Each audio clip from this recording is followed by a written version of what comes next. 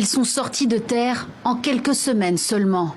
Sur 4000 mètres carrés, ces baraquements en béton entourés de murs en tôle et équipés de systèmes de surveillance ultra performants jouxtent le port de Shëngjin, au nord-ouest de l'Albanie.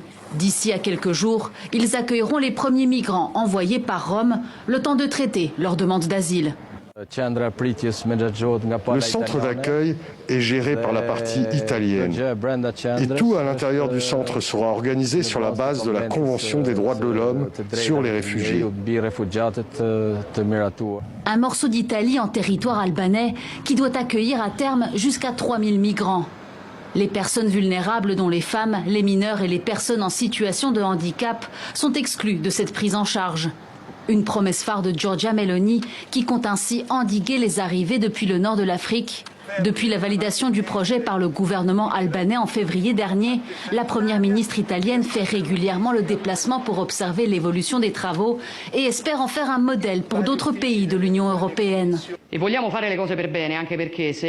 Nous voulons bien faire les choses, car si ce que nous avons imaginé ici fonctionne et réussit, alors nous aurons inauguré une toute nouvelle phase dans la gestion du problème migratoire.